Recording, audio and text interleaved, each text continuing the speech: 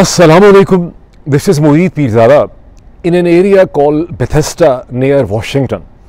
इससे पहले कि मैं पाकिस्तान की सियासत की तरफ चलूं, जहां 18 नवंबर 2024 के दिन का आगाज़ हो रहा है और जहां गुज़िश्ता 24 घंटे में इमरान खान की जमात पाकिस्तान तहरीक-ए-इंसाफ पहले के मुकाबले में निस्बतन ज़्यादा मुतहरिक नज़र आई है और 24 नवंबर 2024 की जो फाइनल कॉल है उस हवाले से पार्टी का बहुत सा प्लान जो है, सारा तो नहीं लेकिन बहुत सा उसका प्लान जो है वो क्या है वो हमारे सामने आ रहा है। साथ ही पकड़ धकड़ जो है इस्लामाबाद में, रावलपिंडी, लाहौर में बहुत तेज़ी से जारी है और भी बहुत सी डेवलपमेंट्स हैं। पाकिस्तान के इज़्ज़त माब आर्मी चीफ जनाब सैयद आसिम मुनीर मिलिट्री तमगा इम्तियाज़ मिलिट्री जो है वो खासे परेशान है। वो अभी भी एक्सपेक्ट करते हैं कि इमरान खान किसी तरह से इस कॉल को कॉल ऑफ कर देंगे। लेकिन जनरल साहब की परेशानी का ताल्लुक सिर्फ पाकिस्तान से नहीं है, उसका बहुत सा ताल्लुक उन इंटरनेशनल डेवलपमेंट से है जिनका मैंने पिछले वीलॉग में भी जिक्र किया था। और इस किस्म की मज़ीद ऐसी डेवलपमेंट्स हैं जो अगर जनरल साहब के कानों तक पहुँच रही हैं तो वो उनको यकीनी तौर पे परेशान होना चाहिए, उनको और उनकी टीम को। और उसमें से कुछ तफसीलात का भी मैं आपके सामने जिक्र यहाँ पे करूँगा। लेकिन सबसे पहले मैं आपको चंद इमेजेस दिखाता हूँ इस जगह के, इस टाउन के, जिसे बेथेस्डा कहते हैं। बेथेस्डा वाशिंगटन के करीब या वाशिंगटन से तकरीबन 7-7.5 मील दूर ये एक छोटा सा टाउन है। 23 मिनट यहाँ पे लगते हैं गाड़ी पे यहाँ पे पहुँचने के लिए। और इसकी अहमियत यह है कि ये एक बड़ा रिच टाउन है, इसको बड़ा एक अमीर किस्म का, अमीर ज़ादों का इसको टाउन समझा जाता है। यहाँ पे बड़े इंटेलेक्चुअल्स, यहाँ पे राइटर्स, यहाँ पे top doctor, surgeons, lobbyist, top politicians, bankers, CEOs जो हैं वो इस इलाके में रहते हैं। मैंने आज दिन के खासे घंटे यहाँ पर गुजारे, मैं इसकी फ़ील लेना चाहता था। एक आध दफ़ा मैं यहाँ पहले भी आया था लेकिन मैं आज यहाँ इसकी फ़ील लेना चाहता था। पिछले वीलॉग में मैंने कहा था कि मुख्तलिफ़ इलाकों को जाऊँगा, उनका वहाँ से रिकॉर्ड भी करने की कोशिश करूँगा वीलॉग, उस तरह से तो नहीं कर सका। बहरहाल यहाँ के मैं आपको चंद साथ साथ इसकी ग्लिम्सेस दिखा रहा हूँ कि ये किस किस्म का शहर है और ये क्यों इतना, मुझे एक मतलब मेरे जहन में जो एक मिस्ट्री, एक सवाल है, क्या वजह है कि बेथेस्डा को वाशिंगटन के जो एलीट है वो अपने लिए इतना अहम समझती है। एक तो इसकी वजह यह है कि वाशिंगटन बहुत कंटेस्टेड है और उसके करीब एक ऐसी जगह है जहाँ बड़े घर हैं, खुली जगह हैं, बहुत खूबसूरत यहाँ पर एक कल्चरल किस्म की लाइफ है। इसका ट्रेन कनेक्शन बहुत इफेक्टिव है वाशिंगटन के साथ, यहाँ से बहुत आसानी से वाशिंगटन पहुँच सकते हैं, शाम को यहाँ वापस आ सकते हैं। लेकिन यहाँ के स्कूल भी जो हैं बहुत अच्छे हैं, यहाँ पार्क, यहाँ की ग्रीन लाइफ जो है वो बहुत अच्छी है। और बहुत से यहाँ पे पाकिस्तानी सक्सेसफुल भी यहाँ पे रहते हैं। एक बड़ी सक्सेसफुल पाकिस्तानी डॉक्टर साहिबा भी यहाँ पे रहती हैं जो कोई 48 घंटे पहले पाकिस्तान जा रही थी पाकिस्तान के हालात ठीक करने के लिए। वहाँ बड़ी इंपॉर्टेंट किस्म की उनका ख्याल था, वो मीटिंग्स करेंगी। फिर उनको लोगों ने समझाया कि आप ना जाएँ, ख़ास करके उनके हस्बैंड जो थे वो बड़े परेशान थे कि अगर चली जाएंगी तो पता नहीं उनको वापस भी आने दिया जाएगा कि नहीं। बहरहाल वो नहीं जा रही, मुझे पता चला कि वो भी कहीं बेथेस्डा के आगे पीछे ही रहती हैं। तो बहरहाल बेथेस्डा की जो बात हो गई, अब मैं चलता हूँ पाकिस्तान की सियासत की तरफ। और उसकी तरफ चलने से पहले मैं आपको याद करवाऊँगा, रिक्वेस्ट करूँगा कि अगर अभी तक आपने इस चैनल को ज्वाइन नहीं किया, इसे सब्सक्राइब करें, इसके बेल आइकन पे क्लिक करें ताकि आपको नोटिफिकेशंस इसके मिल सकें। आपको पता है कि चौधरी निज़ामुद्दीन की सोशल मीडिया टीम्स जो हैं वो इस चैनल से बहुत ज़्यादा मोहब्बत करती हैं और उसकी वजह यह है कि ये चैनल जो है ये रैशनल डिस्कोर्स, एक मंतकी डिस्कोर्स फैलाने की कोशिश करता है और मंतक, लॉजिक और रैशनैलिटी के ख़िलाफ़ ही रियासत जो पाकिस्तान की अन इस्लामिक रिपब्लिक ऑफ पाकिस्तान है वहाँ पर एक स्ट्रगल हो रही है। तो मैं चलता हूँ पॉलिटिक्स की तरफ। अब चलें पाकिस्तान की सियासत की तरफ। जैसे कि मैंने आउटसेट में कहा, गुज़श्ता 24 घंटों में पाकिस्तान तहरीक-ए-इंसाफ 24 नवंबर की कॉल के हवाले से कहीं ज़्यादा मुतहरिक नज़र आई। पार्टी का एक प्लान, ये फॉर्मल तो नहीं है, ना ही हतमी तौर पे है, लेकिन उसका बहुत से जो खद्दोखाल और उसके जो बहुत से पहलू या आस्पेक्ट्स हैं वो इस वक्त सामने आ चुके हैं। उनके ऊपर एक बहस भी हो रही है कि पाकिस्तान तहरीक-ए-इंसाफ का प्लान ये है कि वो इस्लामाबाद में किसी एक या दो या तीन रास्तों से नहीं बल्कि हर तरफ से, चारों तरफ से उसकी टोलियाँ, उसके छोटे छोटे जलसे, उसके लोग जो हैं वो इस्लामाबाद के अंदर दाखिल हों। यानी 2 दर्जन से या 3 दर्जन अगर रास्ते हैं इस्लामाबाद में दाखिल होने के, खैबर पख्तूनख्वा की तरफ से, मरी की तरफ से, पंजाब की तरफ से, रावलपिंडी की तरफ से, तो हर रास्ते को इस्तेमाल किया जाए। अच्छा, अब इसमें एक चीज़ यह है कि ये भी कहा जा रहा है, मतलब खासे सोर्सेज ये कहते हैं कि गुज़श्ता चंद दिनों में इमरान खान की कॉल पे लब्बैक कहते हुए 5,000 से ज़्यादा नौजवान जो हैं वो पंजाब और खैबर पख्तूनख्वा के मुख्तलिफ़ शहरों से और कस्बों से पहले ही इस्लामाबाद पहुँच के डिफरेंट जगहों पे इंतज़ार कर रहे हैं फ़ाइनल कॉल की कि कहाँ पहुँचना है। पाकिस्तान तहरीक इंसाफ ने कोई फ़ाइनल डेस्टिनेशन का ऐलान किया नहीं है कि हमें कहाँ पहुँचना है, हमें डी चौक पहुँचना है या हमें पेशावर मोड़ पहुँचना है या हमें किसी और जगह पे इस्लामाबाद हाईवे के ऊपर पहुँचना है, हमें शारा फैसल के ऊपर कहीं पहुँचना है। कुछ उन्होंने ऐसा नहीं कहा। यह है कि जो गौर व फ़िक्र है, जो कंसेंसस है ज़्यादातर वो यही है कि हमें डी चौक पे पहुँचने की कोशिश करनी चाहिए, लेकिन कहा जा रहा है कि इसका ऐलान आखिर में किया जाएगा। अभी तो यह है कि अलीबा खान साहिबा ने गालिबन इमरान खान का ये मैसेज भी कन्वे किया कि इमरान खान ये चाहते हैं कि छोटे शहरों से कम जो काफ़िले या जलसे पहुँचें, जुलूस पहुँचें, उसमें 5,000 लोग हों, बड़े शहरों से 10,000 लोग पहुँचें। रियलिस्टिकली स्पीकिंग मैं समझता हूँ कि हर छोटे शहर से अगर 500 लोग पहुँचें और हर बड़े शहर से 2-3 हज़ार लोग यहाँ पहुँचें तो भी इस्लामाबाद की इंतज़ामिया के लिए और शरीफ जरदारी आसिम माफिया और रजीम जो है उनके लिए एक बहुत बड़ा इंतज़ामी चैलेंज खड़ा हो जाएगा। गुज़िश्ता दफ़ा in the first week of October जब पाकिस्तान तहरीक इंसाफ ने सुप्रीम कोर्ट ऑफ पाकिस्तान के लिए अदलिया के लिए 26वीं तरमीम के ख़िलाफ़ इस्लामाबाद के अंदर उन्होंने कार्रवाई की थी, वो इस्लामाबाद के अंदर आए थे, घुसे थे, तो उस वक़्त पाकिस्तान तहरीक इंसाफ की एक्टिविटी को रोकने के लिए पुलिस, रेंजर्स और पैरामिलिट्रीज़ कोई अंदाज़न तकरीबन 10,000 से ज़्यादा की तादाद में उस वक़्त मोबिलाइज़ किए गए थे।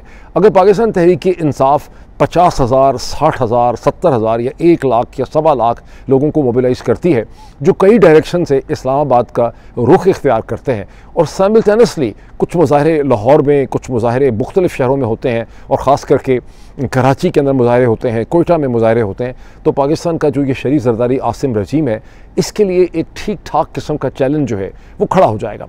इस्लामाबाद की एग्जांपल ले लें कि पुलिस जो है उसकी हमेशा कोशिश होती है कि मुजाहिरीन के मुकाबले में उसकी तादाद ज़्यादा होनी चाहिए। पुलिस वाले हमेशा ये चाहते हैं कि अगर किसी एक पॉइंट पे उनको 100-200 मुजाहिरीन मिलते हैं तो कम से कम वहाँ पे 100, 200, 300 पुलिस भी होनी चाहिए ताकि वो मुजाहिरीन को ओवर पावर कर सके, उन्हें ओवर ऑ कर सके, उन्हें डरा सके।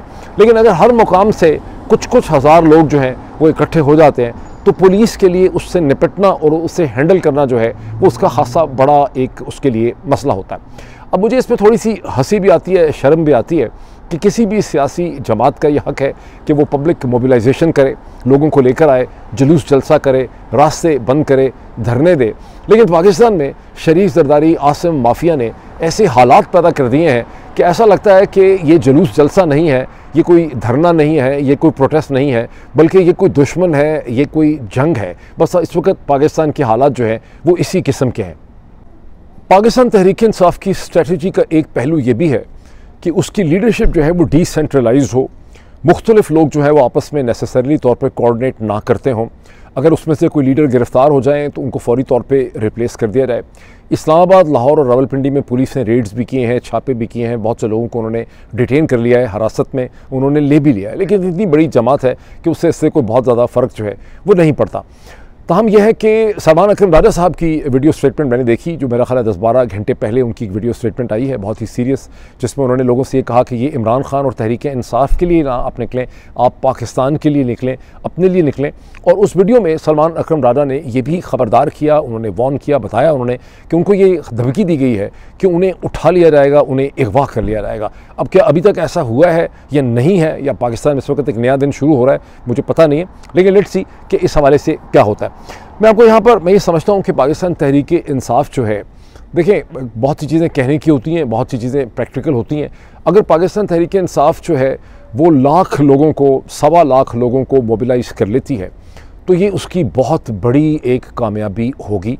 और गोल भी उसका यही है कि उसने मोबिलाइजेशन करके दिखाना है बावजूद तमाम तर खौफ के। इस पे पाकिस्तान तहरीक इंसाफ और पाकिस्तानी जो ओवरसीज़ पाकिस्तानी हैं, जो अमेरिका के मुख्तलिफ़ शहरों में हैं, जो कनाडा के अंदर हैं, जो ऑस्ट्रेलिया न्यूजीलैंड में है, जो बरतानिया में है, जो यूरोप के मुख्तलिफ़ शहरों में हैं, ख़ास करके जो नॉर्वे के अंदर हैं, उनकी बड़ी इंपॉर्टेंस इसमें है। एक तो यह है कि वो इकट्ठे हों ऐसी मशहूर किस्म की जगहों पे जो मॉन्यूमेंट्स हैं, जो इंपॉर्टेंट बिल्डिंग्स होती हैं, जैसे किसी पार्लियामेंट के बाहर, जैसे 10 डाउनिंग स्ट्रीट है, जैसे कोई नेशनल असम्बली होती है, उसके अलावा उनको ये कोशिश करनी चाहिए कि वो मगरबी ज़राए इब्लाग को कांटेक्ट करके उनको ब्रीफ करें कि वो जो ये प्रोटेस्ट कर रहे हैं 10 डाउनिंग स्ट्रीट के बाहर या नॉर्वे के अंदर कर रहे हैं, ये वो इसको सिंक कर रहे हैं पाकिस्तान के अंदर की प्रोटेस्ट में। और ये प्रोटेस्ट क्यों हो रही हैं? ये प्रोटेस्ट इंसानी हकूक़ के लिए हो रही हैं। ये प्रोटेस्ट सियासी प्रिजनर्स, जो सियासी कैदी हैं, उनकी रिहाई के लिए हो रही हैं। ये प्रोटेस्ट पाकिस्तान में रूल ऑफ लॉ और जमहूरियत के लिए हो रही हैं, जहाँ पर एक मिलिट्री कंट्रोल रजीम जो है उसने तमाम तर जो सियासी पॉलिटिकल राइट्स हैं उन्हें ख़त्म कर दिया। ये बहुत इंपॉर्टेंट है। अच्छा, मैंने अपने वीलॉग में देखा है कि कुछ लोग ये प्रोटेस्ट करते हैं कि डॉक्टर साहब आप हमेशा जो है मगरब में ओवरसीज़ पाकिस्तानीज़ का तो जिक्र करते हैं, लेकिन हम जो है मुत्तहिदा अरब इमारात के अंदर सऊदी अरब में हमारा आप जिक्र नहीं करते। हम भी उतने ही पैट्रियटिक हैं, इसमें कोई शक नहीं है। लेकिन मकसद मेरा तो यह है कि आप तो उस तरह से खुल के सड़कों के ऊपर आके प्रोटेस्ट नहीं कर सकते, आप इस तरह से कॉरस्पॉन्डेंस और लेटरबाजी नहीं कर सकते, आप अपनी हुकूमतों को प्रेशराइज़ नहीं कर सकते, उनको मोबिलाइज़ नहीं कर सकते।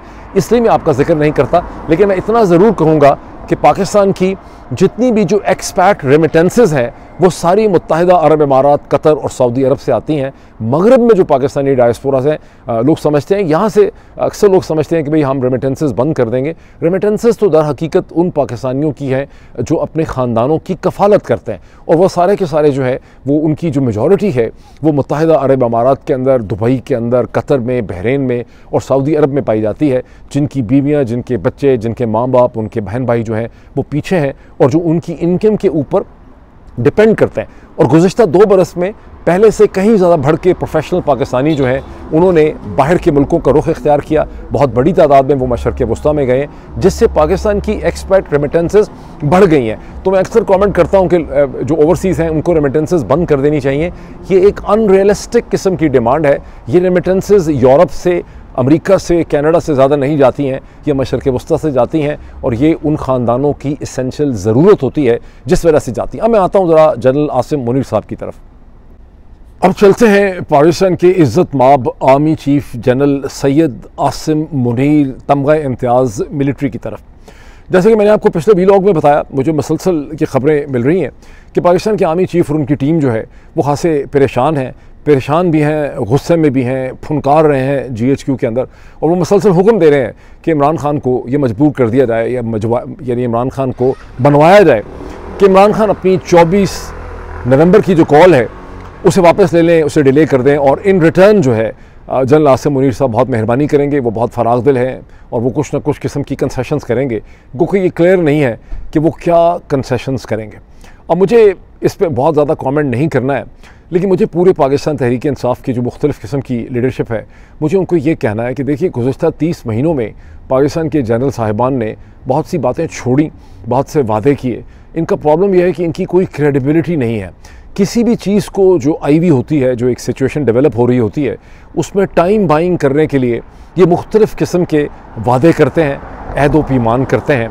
एक कॉमन स्टैंडर्ड किस्म की लैंग्वेज है कि चीज़ें बहुत जल्दी ठीक हो रही हैं, फ़लाँ अफसर बदल गया है, फ़लाँ साहब की थिंकिंग इस किस्म की है, बहुत जल्दी आप देखेंगे कुछ ट्रांसफ़र पोस्टिंग्स हो जाएंगी, हालात ठीक होने वाले हैं, चीज़ें ठीक हो रही हैं। ये कहानियाँ हम बहुत सुन चुके हैं।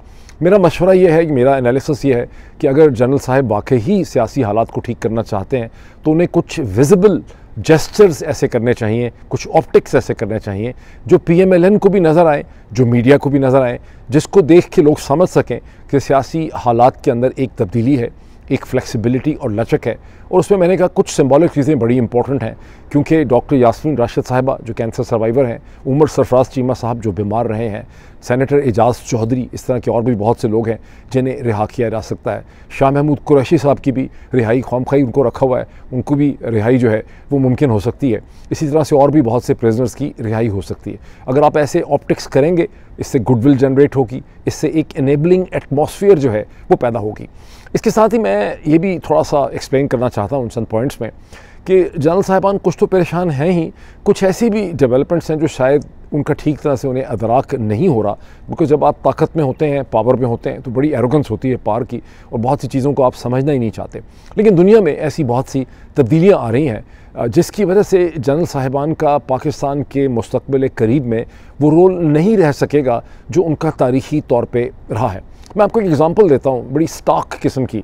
जब अब से बहुत महीने पहले पाकिस्तान के आर्मी चीफ जनाब जनरल सैयद आसिम मुनीर तमगा इम्तियाज़ मिलिट्री यहाँ पर वाशिंगटन तशरीफ़ लाए, जो यहाँ से 7 मील दूर डाउनटाउन वाशिंगटन है, वाइट हाउस वगैरह के आगे पीछे उस एरियाज़ में आए, तो पाकिस्तान की एम्बेसी ने कोई 60-70 पाकिस्तानी बिजनेसमैन जो प्रोमिनेंट शख्सियात थी वाशिंगटन की ट्राई स्टेट एरिया की, उनको जनरल साहब के साथ एक डिनर विनर के लिए बुलाया और उसमें से 40-45 लोग जो हैं वो जनरल साहब को मिलने वहाँ चले गए। ये जनरल साहब को क्यों मिलने गए? उस वक्त जनरल साहब 9 मई का ड्रामा कर चुके हुए थे, नाटक कर चुके थे। ये सारे बिजनेसमैन जो हैं, जो बड़े अपने टीम बड़े सक्सेसफुल हैं, ये जनरल साहब को मिलने इसलिए गए कि उनकी असम्पशन और कैलकुलेशन ये है कि पाकिस्तान में जनरल साहिबान इम्पॉर्टेंट हैं और इम्पॉर्टेंट रहेंगे। अब मैं बासद्दे एहतराम इन तमाम इंतहाई कामयाब बिजनेसमैन की खिदमत में ये अर्ज़ करना चाहता हूँ कि इसमें कोई शक नहीं है कि आप बहुत ज़हीन हैं, बहुत इंटेलिजेंट हैं, आपने अपने ज़ोर बाजू पे अपनी कैपेबिलिटी से मिलियंस ऑफ डॉलर्स आपने कमाए। अल्लाह करे आपको इससे भी 10 गुना ज़्यादा पैसे मिले, लेकिन तारीख़ के अमल पे आपकी नज़र जो है वो खासी कमज़ोर है और आप उसके प्रोसेस को नहीं समझते। तारीख़ में जब कोई कॉन्सेप्चुअली तौर पे किसी इंस्टीट्यूशन, किसी इंसान, किसी ट्राइब या किसी भी चीज़ की ज़रूरत नहीं रहती है, जब उसका बेसिक कंसेप्चुअल फाउंडेशन जो है वो कमज़ोर हो जाती है, उसके बाद वो इदारा या वो शख्स कितना ही ताकतवर क्यों ना नज़र आता हो, उसके बाद उसकी अहमियत में कमी वाक़ई होने लग जाती है। मैं स्क्रीन के ऊपर आपको चंद गैजेट्स दिखाता हूँ। ये मैंने क्विक रिसर्च की, मैंने चैट जीपीटी से कहा कि मुझे बताएं कि गुज़श्ता 25 बरस में वो कौन सी डिवाइसेस और गैजेट्स हैं जो कभी बहुत मकबूल थे, बहुत ज़्यादा बिकते थे, लेकिन अब वो बिक ही नहीं रहे, वो बन ही नहीं रहे। तो उसमें वो मैं आपको स्क्रीन पर उनकी तस्वीरें दिखाता हूँ। किसी ज़माने में आज से 25 बरस पहले, 20 बरस पहले फैक्स मशीन जो है वो अमेरिका की हर सड़क के ऊपर बिकती थी। अभी किसी स्टोर में जाएंगे, किसी को पता ही नहीं है कि फैक्स मशीन कोई चीज़ होती भी है। इसी तरह कोडेक की फ़िल्म जो है वो हर बाज़ार में बिकती थी, कोडेक के कैमरास हर बाज़ार में बिकते थे, किसी को नहीं पता। वो जो ट्रेडिशनल हैंडसेट फ़ोन होता था जिसके कॉर्ड साथ तार लगी होती थी, आज किसी घर में वो नहीं है, किसी दुकान में वो ट्रेडिशनल फ़ोन जो है वो एग्जिस्ट नहीं करता। एक वो डिजिटल असिस्टेंट्स होते थे, कैलकुलेटर होते थे ट्रेडिशनल कैलकुलेट करने के लिए, वो चीज़ें अब आपको कहीं नहीं मिलती, बिकॉज़ नई टेक्नोलॉजीज़ ने उनकी ज़रूरत को बिल्कुल ख़त्म कर दिया है और आज उनकी प्रोडक्शन भी नहीं हो रही। इसी तरह से पाकिस्तान आर्मी के जनरल साहिबान जो हैं वो अपनी क्लाइमेक्स को टच कर चुके हैं। जब आप किसी चीज़ की क्लाइमेक्स को टच कर लेते हैं, किसी फिनोमेना के, तो फिज़िक्स का लॉ है कि उस चीज़ ने फिर नीचे आना ही होता है, उसके आगे मज़ीद जाने का रास्ता जो है वो नहीं रहता। इस चीज़ को जहन में रखना जो है बहुत ज़रूरी है। इससे पहले कि हालात पाकिस्तान की जनरल साहिबान के कंट्रोल से बिल्कुल बाहर हो जाएं, मैं एक उनका मुफ्त का कंसल्टेंट हूं, जो मैं आपको बता रहा हूं कि आप अपनी रिफ़ॉर्म का प्रोसेस जो है उसको सीरियसली शुरू करें। रिफ़ॉर्म के प्रोसेस में कई दर्जन चीज़ों का जिक्र किया जा सकता है, लेकिन 2 पॉइंट्स बड़े अहम हैं। ये जो इंटर सर्विसेज इंटेलिजेंस ISI है, इसको डीमिलिटराइज करना जो है वो बहुत ज़रूरी है। ISI एक ऐसा वज़न है, एक ऐसा प्रेशर है, एक ऐसा, क्या कहूँ, मैं कोई लफ्ज़ ढूंढ रहा हूँ कि ISI एक ऐसा एलिमेंट है जिसने पाकिस्तान की फ़ौज के कल्चर को ख़राब करने में, उसके डिसिप्लिन को ख़राब करने में, उसका नाम और उसकी प्रेस्टीज को तबाह करने में बहुत ज़्यादा रोल प्ले किया है। ISI should be totally a civilian agency, जिसके अंदर जो भी मिलिट्री उसका DG ISI जो है, it should be either a retired diplomat, a police officer, a district management officer, any kind of civil servant, an ex foreign secretary, और अगर वो जनरल साहब भी होते हैं तो फिर वो रिटायर होंगे, जिनको रिटायर हुए कम से कम 3-4 साल हो गए हैं, और उनकी तमाम तर जो लाइन ऑफ रिपोर्टिंग है वो प्राइम मिनिस्टर को या किसी सेनेट की कमेटी वगैरह को होगी अकाउंटेबल टू द कोर्ट्स, और ना ही जो DGs हैं 12 के 12 जो ISI के अंदर हैं ये आर्मी ऑफिसर्स होंगे। कोई सर्विंग आर्मी ऑफिसर्स जो हैं उनका ISI के अंदर कोई रोल नहीं होना चाहिए। ये बहुत इंपॉर्टेंट स्टेप है। दूसरी चीज़ है कि जो office of the chief, army chief है, इसको रिवाइज़, इसको रिविज़िट करने की ज़रूरत है। इस ऑफिस में जिस किस्म की पावर मरकूज़ कर दी गई है, इस किस्म की पावर किसी भी मॉडर्न आर्मी के लिए जो है वो उसको सूट नहीं करती। तो ये तो बेसिकली 2 रिफॉर्म्स हैं। मैं दर्जन और चीज़ें भी रख सकता हूँ, किसी पेपर पे लिख के इस हवाले से रख सकता हूँ। अब इस स्टेज में आपको कुछ और भी इस हवाले से थोड़ा सा बताना चाहता हूँ। अब इसी कॉन्टेक्स्ट में मैं समझता हूँ कि पाकिस्तान आर्मी के जनरल साहिबान, जनरल सैयद आसिम मुनीर तमगा इम्तियाज़ मिलिट्री और उनकी टीम को ये देखना चाहिए कि इस वक्त अमेरिका में जो नए प्रेसिडेंट इलेक्ट डोनाल्ड ट्रंप हैं, उनकी टीम क्या कर रही है।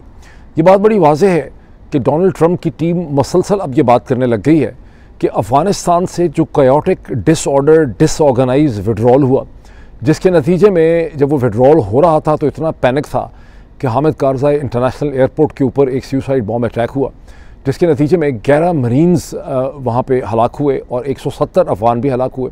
ना सिर्फ ये है कि इतनी पैनिक, इतनी कन्फ्यूजन थी, इतनी जल्दी में ये सब कुछ किया गया, बावजूद इसके कि तालिबान और अमेरिकन फोर्सेस के दरमियान कोई एंगेजमेंट एक्टिव नहीं थी, कि $7 बिलियन से ज़्यादा का जो अमेरिकन इक्विपमेंट था वो अफ़गानिस्तान में छोड़ दिया गया। अब ट्रंप कोर टीम ये कहती है कि जो सर्विंग जनरल्स हैं और जो रिटायर्ड जनरल्स हैं जो इसके लिए ज़िम्मेदार हैं, उनकी अकाउंटेबिलिटी होनी चाहिए। कहा तो ये भी जा रहा है कि उनका कोर्ट मार्शल हो सकता है। मेरी अंडरस्टैंडिंग ये है कि वैसे तो ये थोड़ा सा पॉलिटिकल मामला, कोर्ट मार्शल शायद नहीं होगा, लेकिन वॉशिंगटन के अंदर जो मिलिट्री रिलेटेड सर्कल्स हैं, सर्विंग हो या रिटायर्ड हो या उनसे रिलेटेड जो सिविल ऑफिसर्स हैं, वो जो पूरी मिनिस्ट्री है, उसके अंदर खासी तशवीश और खौफ व हरास और पैनिक की सी सिचुएशन है, बिकॉज डोनाल्ड ट्रंप को एक वाइल्ड कार्ड जो है वो समझा जाता है। कोर्ट मार्शल होते हैं या नहीं होते, लेकिन डोनाल्ड ट्रंप इलेक्ट ने जो नॉमिनेट किए हैं अपने डिफेंस सेक्रेटरी डिफेंस जो नॉमिनेट किए हैं, हैग सेठ जो उनका नाम है, पीट हैग सेठ जो हैं, पीट हैग सेठ ने इसी साल 2024 में उनकी किताब पब्लिश हुई है जिसका उन्वान है वॉर ऑन द वॉरियर्स। ये उसका फर्स्ट टाइटल है, और वो ये समझते हैं कि पेंटागन जो मिनिस्ट्री ऑफ डिफेंस है अमेरिका की, ये इंतहाई इनएफिशिएंट है, इनकॉम्पिटेंट है, ब्लोटेड है, इसका ख़र्चा बहुत ज़्यादा है, और for every dollar which is being spent इसकी एफिशिएंसी उतनी नहीं है। इन सब चीज़ों का नेट इफेक्ट क्या होगा? इन चीज़ों का नेट इफेक्ट ये होगा कि जो मिनिस्ट्री ऑफ डिफेंस ये जो पेंटागन का डिपार्टमेंट है, इसका ना करते करते भी अच्छा खासा शेकअप होगा।